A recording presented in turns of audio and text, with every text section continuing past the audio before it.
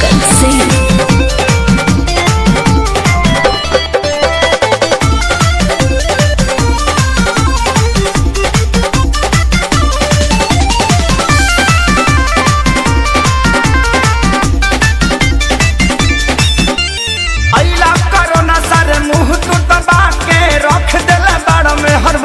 बना के अरे गाना गइबो कि काम करबो? अरे यही ना कोरोना सारे मुंह तू दबा के रख देला बाड़ा में हर मौगा बना के। सटक दादा लॉकडाउन खुली अब कब जी, अरे कब जी, अरे कब जी, अरे कबो ना जी। हमर मौगी खेलत बिया पबजी, हम तो दुनू बेरा कटकानी सब्जी। हमर मौगी खेलत बिया पबजी, हम तो दुनू बेरा कटकानी सब्जी। देखो हौ लुगा धइल बा आदमी खानी खींच दो ना तो पुलिस के फोन करके कह देब कि हमार भतार 4 दिन से खोखता। अरे ना हो जातनी जातनी। हाँ ठीक बा जल्दी जा।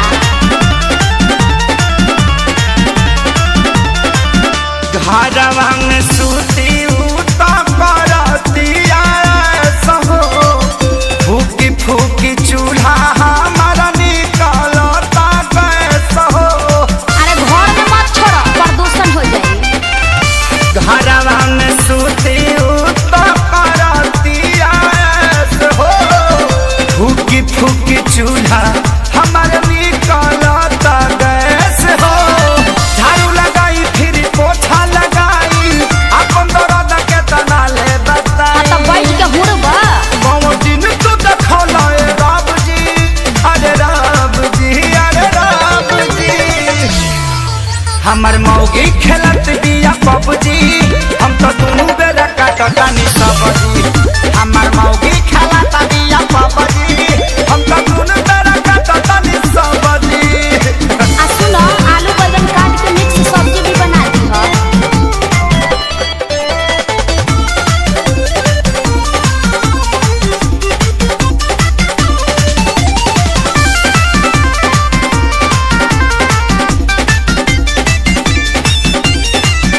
माझी माझी बरतन दर्द करता कालाई, अब से करोना सरऊ लेला तू विदाई।